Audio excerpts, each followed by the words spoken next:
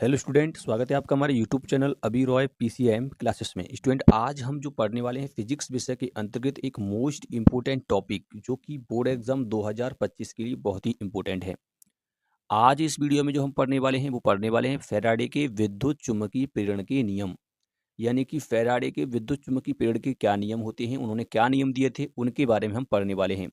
विस्तार पूर्वक पढ़ेंगे ताकि आपके कोई भी डाउट ना रहे। ठीक है, तो इस वीडियो में जो हम पढ़ने वाले हैं फैराडे के विद्युत चुम्बकीय प्रेरण के नियमों के बारे में पढ़ने वाले हैं, जो कि बहुत ही इंपॉर्टेंट हैं। 5 अंक के पूछे जाते हैं बोर्ड एग्जाम में। इससे पहले हमने विद्युत चुम्बकीय प्रेरण के बारे में पढ़ लिया है। यदि आपने वो वीडियो नहीं देखी है तो जाकर के चैनल पर अपलोड है, जाकर के वहाँ पर देख सकते हैं कि विद्युत चुम्बकीय प्रेरण क्या होता है।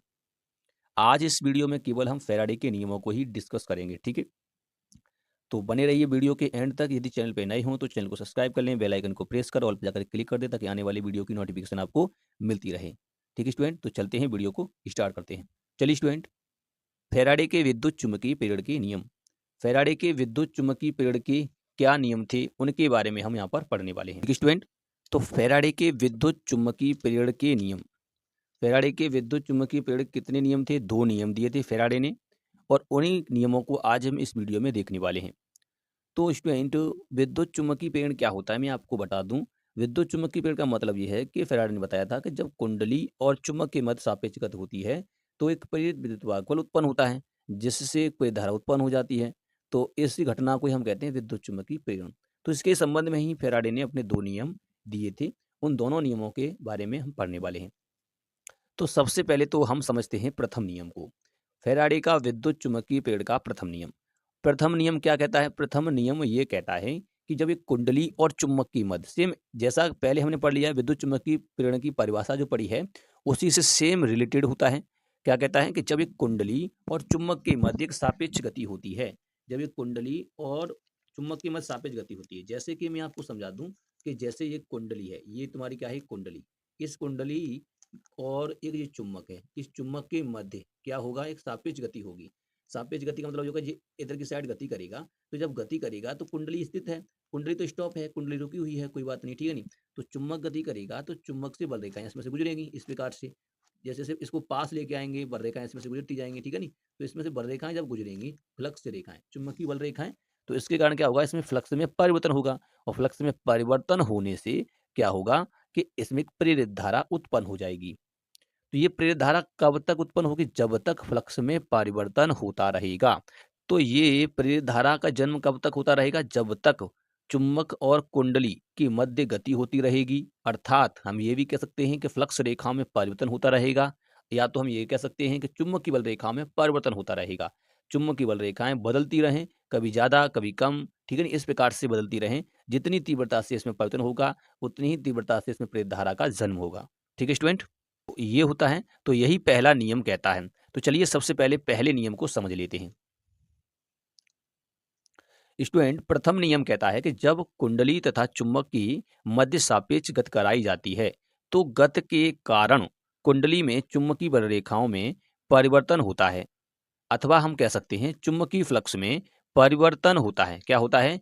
चुंबकीय फ्लक्स में परिवर्तन होता है। क्या होता है? चुंबकीय फ्लक्स में परिवर्तन होता है, जिससे कुंडली में प्रेरित विद्युत वाहक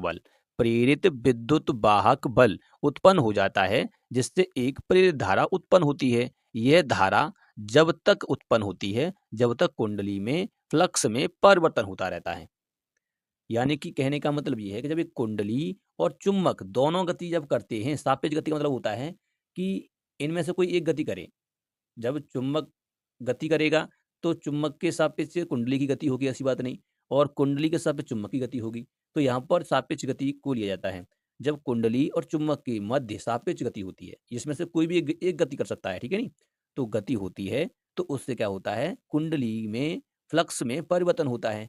फ्लक्स में परिवर्तन होता है, इससे एक प्रेरित धारा उत्पन्न हो जाती है, यानी कि प्रेरित विद्युत वाहक उत्पन्न होगा, उससे क्या होगा? एक प्रेरित धारा उत्पन्न होगी। तो प्रेरित धारा उत्पन्न तब तक होगी जब तक फ्लक्स रेखाओं में परिवर्तन होता रहेगा, ठीक है नहीं। तो यही था तुम्हारा प्रथम नियम। क्या था ये? फैराडे का प्रथम नियम। फ्लक्स रेखाओं में परिवर्तन होता रहेगा तब तक प्रेरित धारा उत्पन्न होती रहेगी। ठीक है, इसका आप डायग्राम दे सकते हैं कि इस प्रकार से है। जैसा कि मैंने आपको नीचे बनाया है कि यहाँ पर एक चुम्बक और एक कुंडली ली है। कुंडली और चुंबक ये दोनों क्या कर रहे हैं, इसमें जब गति करेंगे तो इसमें क्या होगा, बल रेखाएं गुजरेंगी। देखो कुछ बल रेखाएं इसमें से गुजर रही हैं, तो इस क्षेत्रफल में से जितनी बल रेखाएं गुजरेंगी तो इसका फ्लक्स होगा, और पास लाएंगे तो ये भी बल रेखाएं इसमें से गुजर जाएंगी, तो इस प्रकार से फ्लक्स में परिवर्तन हो जाएगा ना, हो जाएगा। तो इस कारण से ही इसमें फ्लक्स में परिवर्तन होता रहेगा, और जब फ्लक्स में परिवर्तन होता रहेगा तो इसमें प्रेरित धारा उत्पन्न होती रहेगी। यही कहता है तुम्हारा फैराडे का प्रथम नियम। तो ये होता है स्टूडेंट आपका प्रथम नियम। उम्मीद करते हैं आपको समझ में आ चुका होगा। अब चलते हैं फैराडे के द्वितीय नियम से। द्वितीय नियम क्या कहता है उसको एक बार समझ लेते हैं, तो चलते हैं। चलिए स्टूडेंट द्वितीय नियम के बारे में समझते हैं। स्टूडेंट यह नियम बहुत ही इंपॉर्टेंट है, क्योंकि इस नियम का प्रयोग हम अन्योन्य प्रेरण स्वप्रेरण में करेंगे, जिसमें हम प्रेरित विद्युत वाहक बल के बारे में पढ़ेंगे, ठीक है नहीं। इसलिए इस नियम को समझना बहुत ही इंपॉर्टेंट है। स्टूडेंट ये टॉपिक इतना इंपॉर्टेंट है कि बोर्ड में 5 अंक का हर साल पूछा ही जाता है, इसलिए आपको तो इसे जरूर तैयार करना है, ठीक है। तो यहाँ पर द्वितीय नियम क्या कहता है उसे एक बार देख लेते हैं। तो ये क्या कह रहा है, किसी कुंडली में चुंबकीय फ्लक्स में परिवर्तन की दर प्रेरित विद्युत वाहक बल के अनुक्रमानुपाती, देखो अनुक्रमानुपाती का हो या समानुपाती, बात एक ही है, अनुक्रमानुपाती होती है। यानी कि ये क्या कह रहा है कि किसी कुंडली में चुंबकीय फ्लक्स में परिवर्तन की दर, अब यहाँ फ्लक्स में परिवर्तन की दर की बात चल रही है। परिवर्तन की दर का मतलब ये होता है कि प्रति सेकंड कितनी बल रेखाओं में परिवर्तन हो रहा है, ठीक है नहीं। प्रति सेकंड मान लेते हैं कि जैसे ये कुंडली है, इस कुंडली में और चुंबक में हम जब सापेक्ष गति कराते हैं तो यहाँ से प्रति सेकंड एक बल रेखा गुजरती है। तो इसमें 60 मिनट में कितनी बल रेखा गुजरेगी, तो आपको पता है ये 60 मिनट में बल रेखाएं आप निकालोगे तो बहुत बल रेखाएं हो जाएंगी। कितनी हो जाएंगी, एक सेकंड में एक बल रेखा, तो 60 मिनट में कितनी हो जाएंगी, 3600 हो जाएंगी। कितनी हो जाएंगी, 3600 बल रेखाएं इसमें से गुजरेंगी, ठीक है नहीं। कितनी बल रेखाएं गुजरेंगी, 3600 बल रेखाएं इसमें से गुजरेंगी, क्योंकि देखो 60 मिनट, 60 में 60 से गुणा करेंगे 3600 हो जाएगा, सेकंड बन जाएगा, ठीक है नहीं। तो ये होता है परिवर्तन की दर। परिवर्तन जितनी तेजी से होगा समय के सापेक्ष, परिवर्तन जितनी तेजी से होगा समय कम लगेगा, परिवर्तन ज्यादा होगा तो प्रेरित विद्युत वाहक बल ज्यादा होगा, ठीक है। तो वही ये कह रहा है नियम कि फ्लक्स में परिवर्तन की दर, दर यानी कि समय, समय की सापेक्ष जितना फ्लक्स में परिवर्तन होगा वही कहलाएगा तुम्हारा द्वितीय नियम, यानी प्रेरित विद्युत वाहक बल। यानी कि प्रेरित विद्युत वाहक बल तो केवल उस पर डिपेंड कर रहा है कि एक सेकंड में कितनी बल रेखा गुजर रही है, यानी कि प्रति समय यानी प्रति सेकंड में कितनी बल रेखा तीव्रता से परिवर्तन हो रहा है फ्लक्स में, ठीक है नहीं। यानी कि फ्लक्स में परिवर्तन की दर के समानुपाती होता है आपका क्या, प्रेरित विद्युत वाहक बल। यानी कि फ्लक्स रेखा में परिवर्तन जितनी तीव्रता से होगा उतना ही अधिक प्रेरित विद्युत वाहक बल उत्पन्न हो जाएगा। यानी कि चुंबकीय और कुंडली के मध्य फ्लक्स रेखाओं में परिवर्तन जितनी तेजी से होगा, जितनी तेजी यानी कि समय कम और फ्लक्स में परिवर्तन ज्यादा, तो वो होता है तुम्हारा परिवर्तन की दर। और परिवर्तन की दर ज्यादा होगी तो प्रेरित विद्युत वाहक बल भी ज्यादा होगा, जिससे प्रेरित धारा भी ज्यादा होगी, ठीक है नहीं। तो वही ये नियम कह रहा है। क्या कह रहा है कि किसी कुंडली में चुंबकीय फ्लक्स में परिवर्तन की दर प्रेरित विद्युत वाहक बल के समानुपाती होती है। तो इसका फॉर्मूला होता है प्रेरित विद्युत वाहक बल प्रोपोर्शनल फ्लक्स में परिवर्तन कितना हुआ, ठीक है नहीं, कुंडली से कितना फ्लक्स में परिवर्तन हुआ बटे परिवर्तन की दर, यानी कि कितना समय लगा फ्लक्स में परिवर्तन होने में, कितना समय लगा उससे भाग लगा देंगे, समय से भाग लगा दो। यानी कि एक सेकंड में एक बल रेखा, तो 60 मिनट में 3600 बल रेखाएं गुजर जाएंगी, ठीक है नहीं। और अगर एक सेकंड में 100 बल रेखाएं गुजर रही हैं तो बहुत गुजर जाएंगी।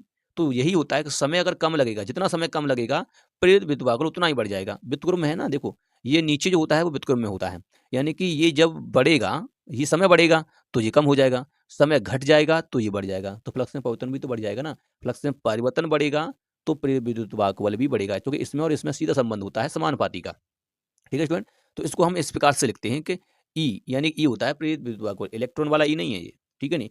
इसे कहते हैं प्रेरित विद्युत वाहक बल। तो ई प्रोपोर्शनल होता है डेल्टा, डेल्टा फाई बटे डेल्टा टी, ये सूक्ष्म परिवर्तन होता है स्टूडेंट, ठीक है। इसको हम ऐसे भी लिख सकते हैं डी फाई बटे डी टी, ये भी क्या होता है, एक परिवर्तन होता है, सूक्ष्म परिवर्तन, एकांक परिवर्तन, इस प्रकार से समय से भाग लगा देंगे। तो यहाँ से ई प्रोपोर्शनल हो जाएगा डी फाई बटे डी टी, ऐसे भी लिख सकते हैं इसको, ठीक है नहीं। तो यहाँ से ये हो जाएगा आपका इस प्रकार से। तो यहाँ पर ये हो जाएगा आपका कि ई प्रोपोर्शनल डी फाई बटे डी टी, मैंने ये वाला नहीं लिया है, ये वाला लिया है, आप कौन सा भी इसमें से ले सकते हैं, डी फाई बटे डी टी हो जाएगा। प्रोपोर्शनल का साइन यहाँ से हटा देंगे, वैसे यहाँ के नियतांक आ जाता है, के का मान बाहर रख देंगे। तो इस कंडीशन में यहाँ पर ये हो जाएगा ई इक्वल हो जाएगा माइनस का डी फाई बटे डी टी। अब आप कहेंगे ये माइनस कहाँ से आ गया, तो जब मैं आपको लेंज का नियम समझाऊंगा ना, वहाँ से आपको क्लियर हो जाएगा कि ये माइनस आया कहाँ से।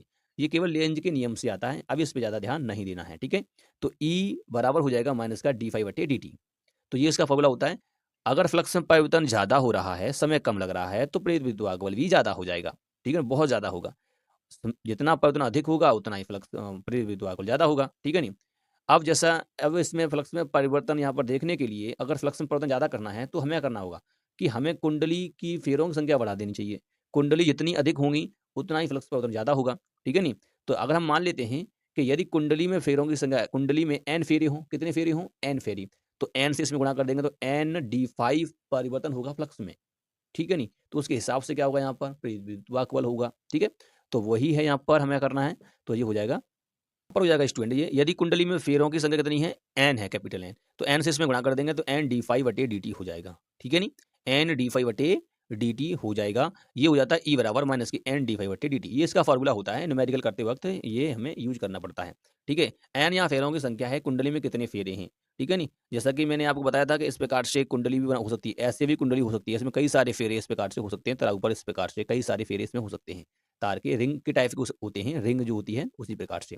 तो इसमें कई सारे फेरे हो सकते हैं, तो वही यहाँ पर एन है। कितनी फेरे की संख्या है कि एन मान लो 10, 20, 30 कितना भी हो, तो वही यहाँ पे लिया है, इनसे हम गुणा कर देंगे। यहाँ पर एन फेरों की संख्या होती है और ई प्रेरित विद्युत वाहक होता है। और यहाँ पर जो डी5 होता है वो फ्लक्स में परिवर्तन होता है, ठीक है स्टूडेंट? क्या होता है? फ्लक्स में परिवर्तन होता है। तो ये होते हैं फैराडे के विद्युत चुम्बकीय प्रेरण संबंधी 2 नियम, जो कि बहुत ही इंपॉर्टेंट हैं। आपको तैयार अवश्य करने हैं, क्योंकि बोर्ड एग्जाम में हर साल पूछा जाता है कि फैराडे के नियम क्या हैं? फैराडे के विद्युत चुम्बकीय प्रेरण नियम क्या हैं? विद्युत चुम्बकीय प्रेरण क्या होता है? तथा फैराडे के विद्युत चुम्बकीय प्रेरण संबंधी नियमों को भी उल्लेखित कीजिए, यानी कि समझाइए या लिखिए, ठीक है नहीं? इस प्रकार से क्वेश्चन को पूछ लेता है, तो इसलिए इसको हमें तैयार करके अवश्य जाना है। तो उम्मीद करते हैं आपको समझ में आ चुका होगा। यदि वीडियो पसंद आई हो तो लाइक करें, शेयर करें, चैनल को सब्सक्राइब करें, बेल आइकन को प्रेस जरूर कर दें ताकि आने वाली वीडियो की नोटिफिकेशन आपको मिलती रहे। अब मिलते हैं नेक्स्ट वीडियो में और तब तक के लिए जय हिंद।